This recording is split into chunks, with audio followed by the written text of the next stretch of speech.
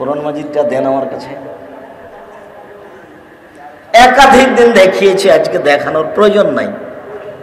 তবুও সূচনার কথা কিছু এরকম এসেছে, সেই জন্য গায়ে লেখা আছে কোরআন শরীফ। অবশ্যই কোরআন শরীফ নয়, আল্লাহ বলেছেন। উপরে লেখা আছে আল কোরআনুল আজিম, এটা ঠিক আছে। আল কোরআনুল কারিম, এটা ঠিক আছে। কোরআন মাজিদ, এটা ঠিক আছে। কোরআন হাকিম, এটা ঠিক আছে। কোরআন ফুরকান, এটা ঠিক আছে। কিন্তু কোরআন শরীফ তো হবে না। এরপরেও তো চলছে, যেটা দীর্ঘদিন থেকে দেখে আসছি। বাংলাতে লেখা আছে কোরআন শরীফ খতমের দোয়া, কোরআনের গায়ে লেখা আছে। আমি 31 বছর থেকে বলছি যে এই দোয়া মিথ্যে, মানুষের বানানো। কোরআন মাজিদ শেষ করলে এই দোয়া পড়তে হবে, এই কথা মুহাম্মদ সাল্লাল্লাহু আলাইহি ওয়াসাল্লাম বলেননি। কোনো দিন যদি প্রমাণ হয়ে যায়, সেদিন থেকে আমি আব্দুর রাজ্জাক বিন ইউসুফ অন্তত জাতির সামনে যাব না। সেদিন থেকে আমি বাড়িতে ঢুকে যাব, জাতির সামনে আর কোনোদিন দিন ধর্ম নিয়ে আমি আসবো না। 1 পৃষ্ঠা মানুষের বানানো দোয়া, মানুষের বানানো দোয়া কোরআন মাজিদের গায়ে লেখা আছে। শতকরা 95 জন বক্তা মিথ্যুক, শতকরা 98 জন মুফাসসির মিথ্যুক। সামাজিক বিবরণ নয়। যেমন আপনাকে আমি বললাম যে আপনারা ভালো থাকেন, তা আপনারা কি আল্লাহ যে ভালো থাকবেন না আমি বলবো যে আল্লাহ আপনাদেরকে ভালো রাখুক? কোনটা? এই ছেলে বসে আছে কোনো গায়ে হাত দিয়ে, কোনটা হবে বলো? আপনারা ভালো থাকেন এটা হবে না আল্লাহ আপনাদেরকে ভালো রাখুক? আপনারাকে যদি বলি যে আপনারা ভালো থাকেন, তা আপনারা কখন কখন নিজে নিজে আল্লাহ হয়ে গেলেন নাকি? নাউজুবিল্লাহ মিন যালিক। আপনারা ভালো থাকার কি? আপনারা কি ভালো থাকবেন মানে কে? আপনারা এমন ভালো থাকবেন? আপনারা কি এমন ভালো রাখবেন? আল্লাহ ভালো রাখবেন, আল্লাহ।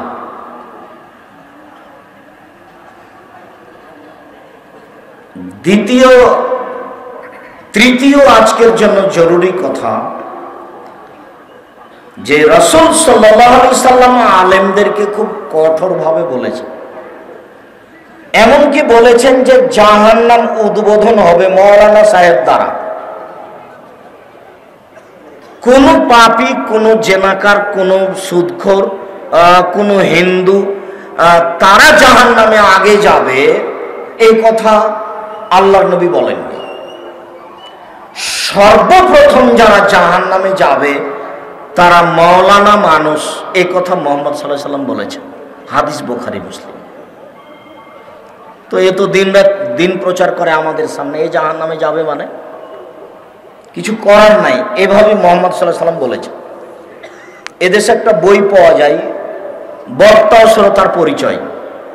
আমি জানি না, আপনার জন্য লিখেছিলাম। 50-60 টাকা 100 টাকার বই আপনার বাড়িতে কেন নাই? এর জবাব আমি দিতে পারবো না, আপনাকে দিতে হবে। এদেশে ধর্মের নামে মিথ্যা কথা লেখা আছে, এ বই তো আপনার কাছে আছে। যেমন আপনাকে আমি একটা বইয়ের কথা বলি, বইয়ের নাম মুকসিদুল মুমিনিন। তার একটা হেডলাইন যে অবিবাহিত ছেলে মেয়ের পড়া নিষেধ। হেডলাইনটা কি? অবিবাহিত ছেলে মেয়ের পড়া নিষেধ। হেডলাইন যে দেখে সেই পড়ে, যে দেখে সে পড়তে চায়।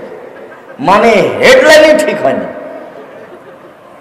এখন হেডলাইন লেখার পরে লেখক বলছেন এভাবে, সফরের পূর্বে স্ত্রী মিলন হলে ছেলে ভ্যাংচা হয়,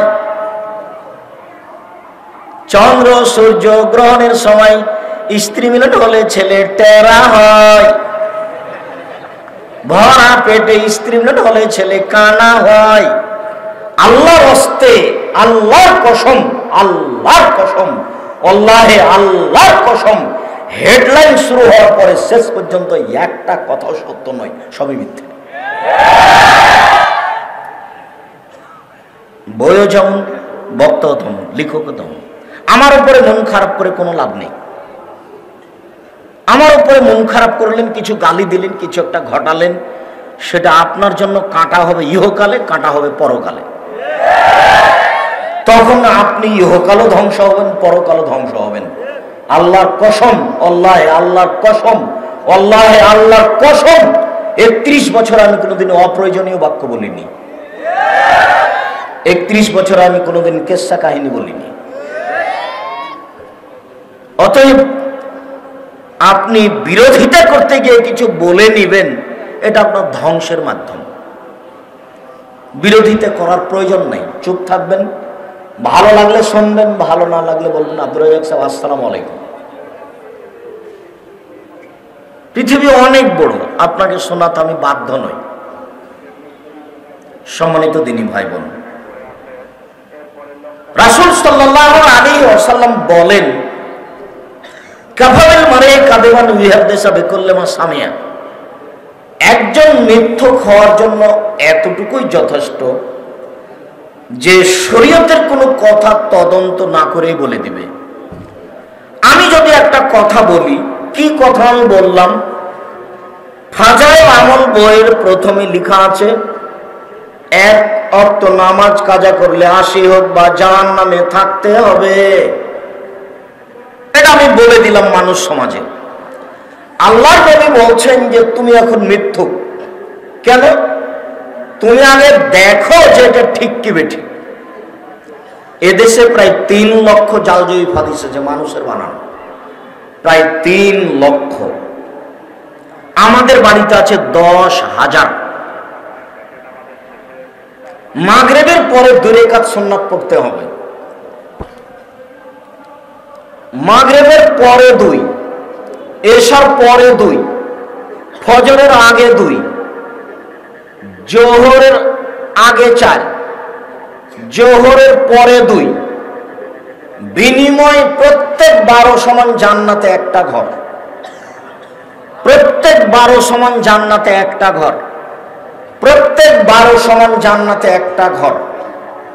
মাগরিবের পরে 2 রাকাত সালাত আপনি আদায় করেন, কিন্তু 6 রাকাত যদি পড়েন সালাতুল আওয়াবিন, তখন আর হলো না, সবকিছু গেছে, কিছুই টিকবে না। এর নাম বিদআত। যা আমল করেছেন আর ইবাদত কবুল হবে না। মনে রাখবেন, দুনিয়াতে 2টা পাপ আছে, শক্তিশালী পাপ। পাপ হিসাবে মানুষের ক্ষতি করতে পারে এরকম কোন পাপ পৃথিবীতে নাই, মাত্র 2টা। দুনিয়াতেই মানুষের ক্ষতি করতে পারে।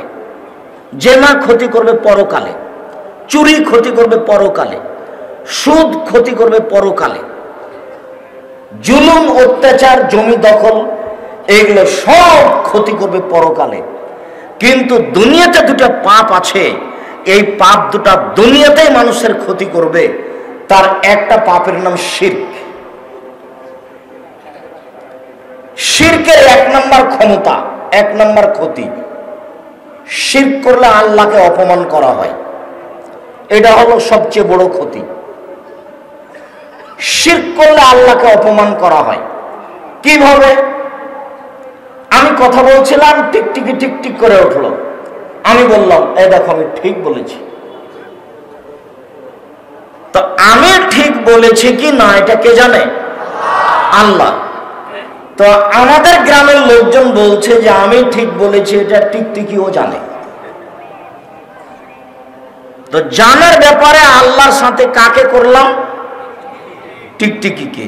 এর নাম শিরক। এখন আল্লাহ বলছেন অবাক কথা, মানুষের অন্তরের খবর আমি জানি, আমি আল্লাহ, আমি সৃষ্টিকর্তা, টিকটিকি কিভাবে জানলো?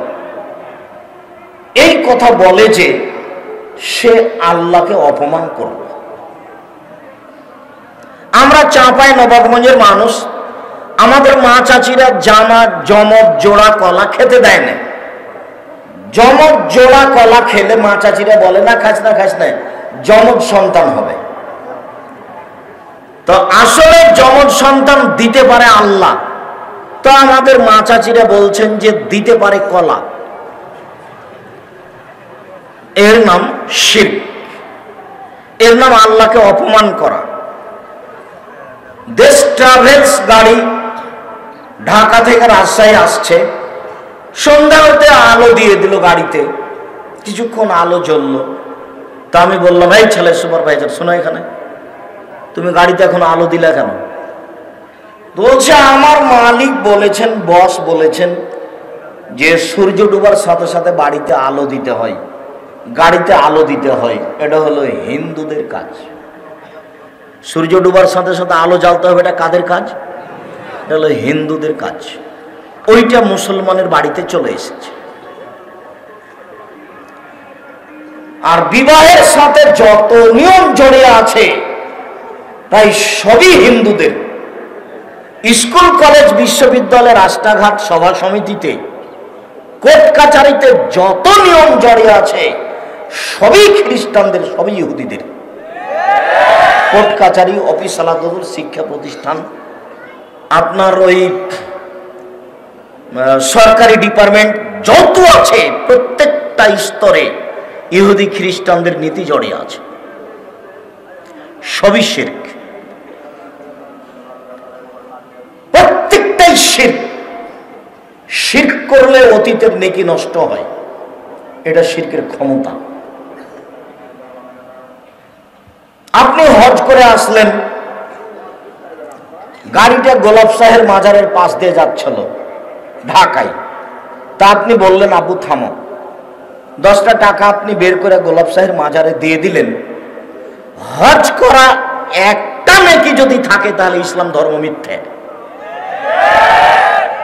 একটা নেকি থাকবে না, এটাই সত্য। ইসলাম ধর্ম সত্য, এটাই সত্য। এক নেকিও থাকবে না, তার নাম শিরক। শিরক করলে এক নেকিও থাকবে না। বাংলাদেশের মাটিতে শিরক চলে বিপদ সীমার উপর দিয়ে। যদিও মানুষে বলে যে ঝড় বৃষ্টি বন্যা চলেছে বিপদ সীমার উপর দিয়ে, জি না, বিপদ সীমার উপর দিয়ে ঝড় বৃষ্টি বন্যা যায়নি। বিপদ সীমার উপর দিয়ে চলেছে ভারত, বাংলাদেশ, পাকিস্তানের মাটিতে শিরক। এদের কথাই কথাই শিরক, এদের কর্মে কর্মে শিরক, এদের অফিস আদালতে শিরক, এদের অন্তরের ভিতরে শিরক, এদের মনের ভিতরে শিরক। এরা শিরকে ডুবে আছে।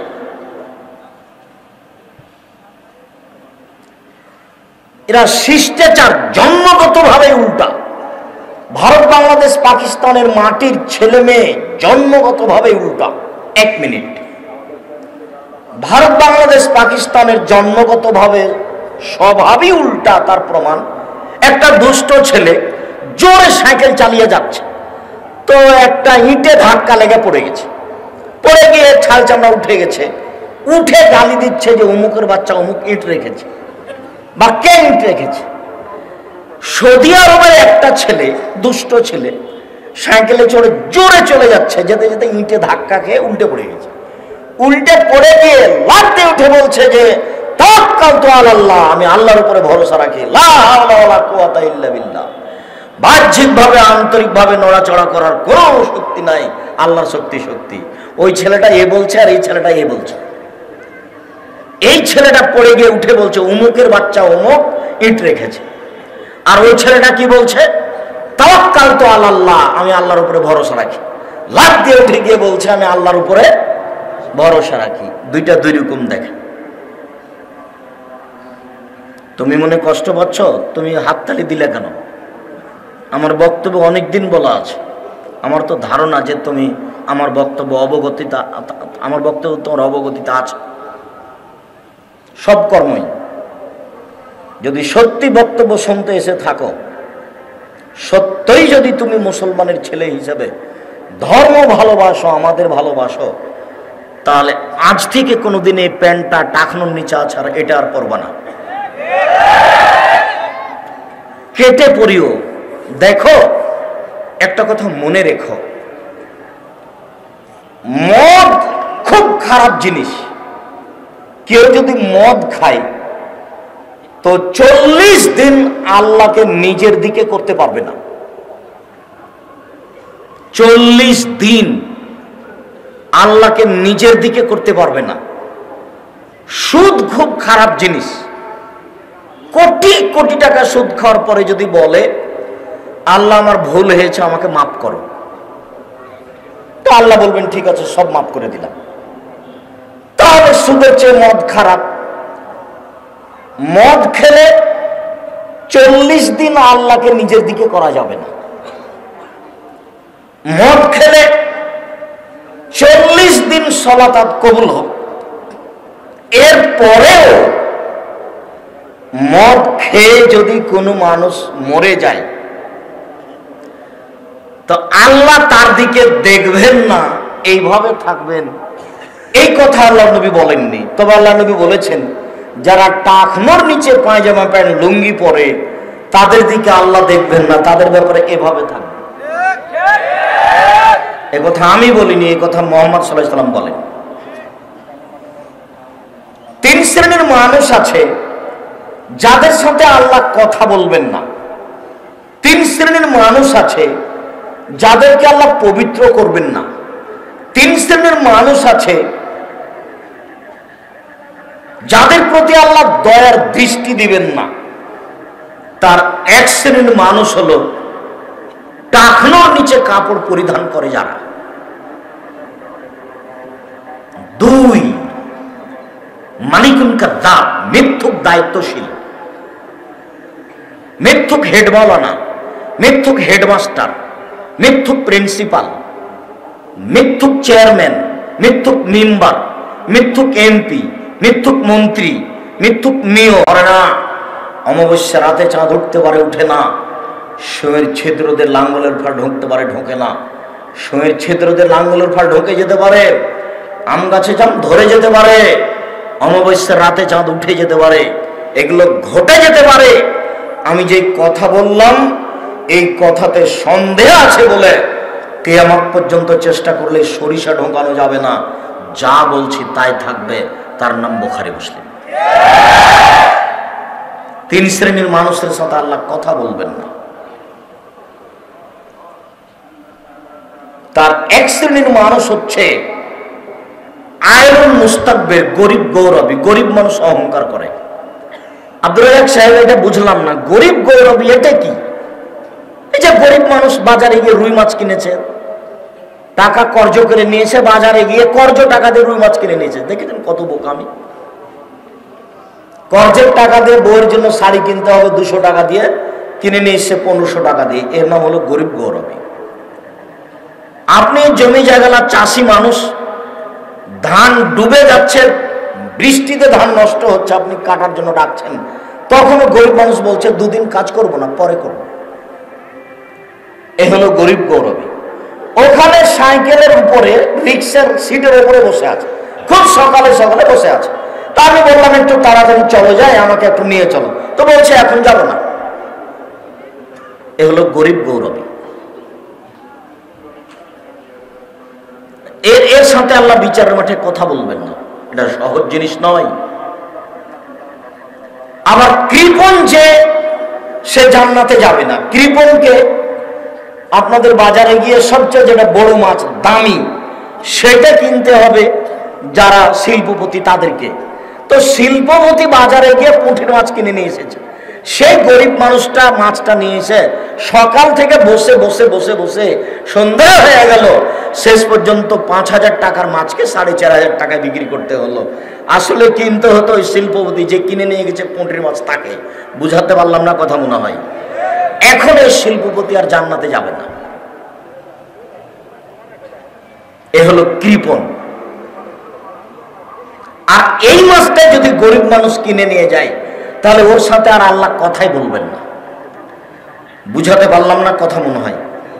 এসব নিয়ম কারণ আমি বলিনি, এসব নিয়ম কারণ কে বলেছেন? মুহাম্মদ সাল্লাল্লাহু আলাইহি ওয়াসাল্লাম বলেছেন। এতে আমার ব্যক্তিগতভাবে কিছু করার নেই। আপনারা মুরব্বী মানুষ, আমি কষ্ট দিতেও চাই না, কিন্তু বেঞ্চ টেবিলগুলো একটু পিছিয়ে সরাতে পারলে ভালো হতো। এটা কি সহজ? 1 মিনিট আমি দেরি করি, কষ্ট না হলে আপনারা একটু পিছনে সরিয়ে নেন। ওই পিছনেরটা আগে পিছিয়ে সরাতে হবে। আর আমাদের ছেলেরা যারা 7 লাঠির ছেলেরা যারা দায়িত্ব পালন করছে, 1 বছর থেকে 5 বছর থেকে আমাকে নিয়ে আসার জন্য চেষ্টা চালাচ্ছ, তোমাদের কিন্তু প্রস্তুতি ভালো নয়। সামনে যদি জায়গা থাকে, এরপরে যদি 2 দিকে মানুষ দাঁড়িয়ে থাকে, তাহলে এর জন্য তোমরা দায়ী। আর যদি দাঁড়িয়ে না জায়গা না থাকে তো কিছুক্ষণ আমি আপনাদেরকে দাঁড়িয়ে থাকার জন্য অনুরোধ জানাচ্ছি। আমি আপনাদের কষ্ট দিব না। যে যেখানে আছেন বসে থাকতে পান আর না পান, দাঁড়িয়ে হোক বসে হোক, কিছুক্ষণ অপেক্ষা করবেন। এখন যদি পরিচালনা কমিটির কাছে আমরা দাবি জানাই যে আমাদের বসার ব্যবস্থা করে দেন, তাহলে কি তারা পারবে? পারবে না। তাহলে এইটুকু ধৈর্যের পরিচয় আপনাদের দিতে হবে। ধৈর্যের কথা জীবনে খুব পড়লাম, কিন্তু ধৈর্য কি জিনিস তা বুঝে দেখলাম না। আমি নিজের কথা বলছি যে কোনো সময় তো মনে হয় যে একটা কথা বলে দিলাম, তো ধৈর্যের পরিচয় তো এটা নয়। আল্লাহ তাআলা আমাদের নবীকে বলছেন ফাসবির সাবরান জামিলা, মুহাম্মদ সাল্লাল্লাহু আলাইহি ওয়াসাল্লাম আপনি সুন্দর ধৈর্য ধারণ করুন। তো সুন্দর ধৈর্য কি? মুখোমুখি আপনি আমাকে এক থাপ্পড় মেরেছেন, আপনাকে এক থাপ্পড় মেরে নিলাম, বা আমি বললাম যে খুব গালিগোলজ করলাম, থাপ্পড় মারতে না পেরে গালিগোলজ করার পরে 2-3 দিন পরে বলছি যাক মেরেছে আর কিছু বলবো না, যাক মেরেছে আর কিছু বলবো না, কোর্ট কাছারিতে যাব না, তার নাম কি ধৈর্য?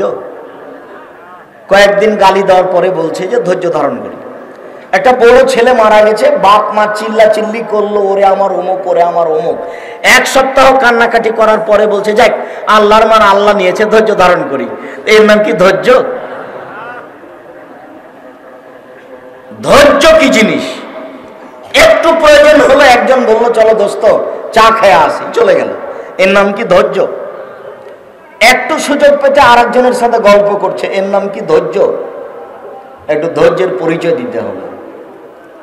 ছেলেরা তোমরা যদি গরম পানি আনতে পারো আনো, না হলে পানিটা দিও তো একটু। এটা সম্মানিত দিনী ভাই বোন, আমি বলছিলাম আরেকটু বলে এখান থেকে সরে যাব। রাসূল সাল্লাল্লাহু আলাইহি সাল্লাম বললেন বাল্লিগু আন্নী ওয়ালাউ আয়া, পৃথিবীর মানুষ আমার একটা কথা জানা থাকলে অন্যকে বলো। এটা আল্লাহ রাসূলের আদেশ। আমার একটা কথা জানা থাকলে অন্যকে বলো। আপনার কি জানা আছে? ডান হাতে পানি পান করতে হবে, এটা আপনার জানা আছে। কেন? বাম হাতে শয়তান খায়। আব্দুল্লাহ ইবনে উমর রাদিয়াল্লাহু তাআলা আনহু বলেন রাসূল সাল্লাল্লাহু আলাইহি সাল্লাম বলেছেন পৃথিবীর মানুষ লা ইয়াকুলুন্না আহাদুকুম বিশিমালিহি ওয়া লা ইয়াশরাবু বিহা, অবশ্যই তোমাদের কোন ব্যক্তি যেন ডান হাতে না খায়, ডান হাতে পানি পান না করে। কেন? ফাইনা শায়তানা ইয়াকুলু বিশিমালিহি ওয়া ইয়াশরাবু বিহা, নিশ্চয় শয়তান বাম হাতে খায়, বাম হাতে পান করে। এমন কি ভাত খেতে বসে গিলাসটা বাম হাতে ধরে ডান হাত নিচে লাগিয়ে দিয়ে পানি খাওয়াও না যায়, চলবে না। ডান হাতেই গিলাস ধরতে হবে, আপনি বাধ্য। উচ্ছিষ্ট ভাত গিলাসে লেগে যাবে, যে আঙুল চেটে খান, আপনারা খেজুর খান, তাহলে তার হলো। বাম হাতের কোনো সুযোগ নাই খাওয়াতে। দুনিয়ার মানুষ খাচ্ছে, যে হাজারো মানুষ খাচ্ছে, মানুষ যত শয়তান তার চেয়ে বেশি। তো মানুষই তো শয়তানের আচরণ করবে। আল্লাহ রাসূল তো এর কথা বলছেন, আল্লাহ এর কথা বলছেন। বুঝে না ওরা অন্তর আছে, বুঝে না, দেখে না ওরা চক্ষু আছে, দেখে না, শুনে না ওরা কান আছে, শুনে না। উলাইকা কালানাম, তারা পশু প্রাণীর মতো, তারা গরু ছাগলের মতো, তারা কুকুর শ্রীগালের মতো, ভালো হাজার বরং তার চেয়ে খারাপ। মানুষই বাম হাতে পানি পান করবে, মানুষই কুকুর শ্রীগালের চেয়ে খারাপ। একথা আমি বলিনি, একথা আল্লাহ বলেছেন, একথা আমার নয়, একথা আল্লাহ বলেছেন। মানুষ কুকুর শ্রীগালের চেয়ে খারাপ, একথা আমি বলিনি। তবে একথা বলেননি আল্লাহ যে মানুষই কুকুর শ্রীগাল, একথা বলেননি। কেন? গরু ছাগল কোনদিন ধর্মীয় নীতি পালন করতে পারবে না। গরুকে বললাম যে তুমি ধানের খেতে আর যাও না, কিছুক্ষণ পরে আমি গরুকে ছেড়ে দিয়েছি, তো ও আবার কোথায় যাবে? এর আমি বাস্তব দেখাতে আমি বলেছি যে আমার আব্বা নিজে চাষি মানুষ, জমি চাষ করার পরে যখন গরু ছেড়ে দিতেন তখন আমরা গরু মাঠে নিয়ে থাকতাম, খেলাতাম। গরু যখন ধানের গাছের দিকে যেত, জমির ক্ষেতের দিকে যেত, তখন বলতাম জোরে, থেমে গেছে, একটু পরে আবার যাচ্ছে। কেন? বুঝেও বুঝেনি, তাই তো গরু। ও তো বুঝলো যে যেতে হবে না, তো আবার কেন যাচ্ছে? এই জন্য যে ও গরু। তো বুঝেও বুঝেনি যে সে হলো গরুর মতো, তবে গরু নয়, কোনো সময় বুঝতেও পারে। কথা বুঝাতে পারলাম না? জীবনটাই যদি এরকম চলে যায় তাহলে জীবনটা কুকুর সিলিকের মতো হয়ে চলে গেছে।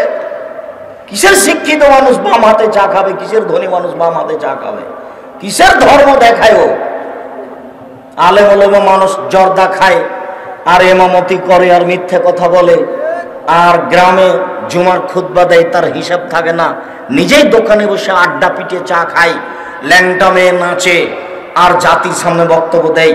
সমাজটা এভাবে ডুবে গেছে। শুনুন পৃথিবীর মানুষ, শুনে রেখো, আমার একটি কথা জানা থাকলে অন্যকে বলো।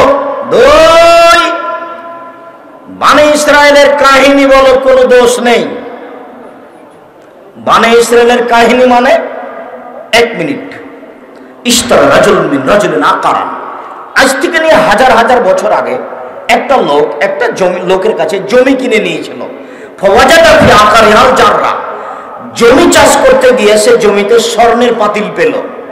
তো স্বর্ণের পাতিল নিয়ে জমি বিক্রেতাকে বলছে, খুদ্দাবাকা মিন্নি ইশতারাতু মিন কালাতুল আমতা মিন গাযা, আপনি আপনার স্বর্ণ নেন, আপনার কাছে আমি জমি কিনে নিয়েছি, স্বর্ণ কিনে নিনি।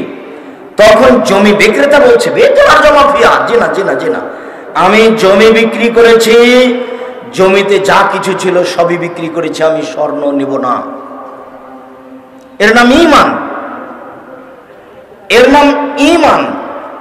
আপনি একজন ব্যবসায়ী মানুষ, এখনই 200 টাকা নিয়ে 200 টাকার জিনিস বিক্রি করেছেন, তো দিয়ে দিয়েছে 500 টাকার নোট, তারপরেও ধরতে পারেনি, আপনি চুপ হয়ে যাবেন, ওকে আপনি 500 টাকার নোটটা ধরিয়ে দিবেন না যে আপনার ভুল হলো। এই তো আপনার ঈমান। 2 টাকাতে আপনাকে কিনা যায়। 200 টাকার বাজার করতে গেছেন মসজিদের, তাই ওখানে গিয়ে চা নাস্তা করেছেন, তা লেখা আছে চা নাস্তা। মসজিদের টাকা দিয়ে চা নাস্তা করলেন কমিটির মানুষ, তাহলে তো কিছু করতে পারবে না, তাহাজ্জুদ দিয়ে লাভ হবে না। এর নাম বনী ইসরায়েলের কাহিনী। 3, ওয়াহাদাসান বনী ইসরাইল হারাজ, পৃথিবীর মানুষ, আমান কাযাবা আলাইয়া মুতাআম্মিদান ফালিয়াতাবাওয়া মাকাদাহু মিনান নার, কেউ যদি কোনো কথা আমার নামে বলে, সেই কথা যদি আমার না হয় তাহলে তার থাকার জায়গা জাহান্নাম। বাক্য 3 নম্বর বাক্যটা মানায়নি খুব একটা। 1, আমার একটি কথা জানা থাকলে অন্যকে বলো। 2, বনী ইসরায়েলের কাহিনী বলো। 3, তাহলে জান্নাত পাবা। কথাটা মানাতো, সিরিয়াল মিল খেত। 1, আমার একটি কথা জানা থাকলে অন্যকে বলো। 2, বনী ইসরায়েলের কাহিনী বলো। 3, তাহলে জান্নাতে যাওয়া। এটা মিল ছিল কথার, কিন্তু আল্লাহর নবী যেভাবে বলেছেন সেভাবে মিল বোঝা যায় না। দেখেন, 1, আমার একটি কথা জানা থাকলে অন্যকে বলো। 2, বনী ইসরায়েলের কাহিনী বলো। 3, কেউ যদি কোনো কথা আমার নামে বলে, সেই কথা যদি আমার না হয় তাহলে তার থাকার জায়গায় জাহান্নাম। জুব্বা যত বড়ই হোক, পাগড়ি যত বড়ই হোক, রক্ষা হবে না। মুখের কথা যদি রাসূলের না হয় তাহলে হুজুরের জাহান্নাম হবেই। হুজুর বলেছেন 1 ওয়াক্ত নামাজ কাজা করলে 80 হোক বা জাহান্নামে যেতে হবে। কথা যদি নবীর না হয় তাহলে হুজুর জাহান্নামে চলে গেছে। এ কথা আমি বলিনি, একথা আল্লাহর নবী বলেছেন, হাদিস বুখারী মুসলিম। যার কারণে ধর্মের নামে কথা বললে খুব হিসাব নিকাশ করে বলতে হবে, এইটুকু মনে রাখার জন্য অনুরোধ জানাচ্ছি।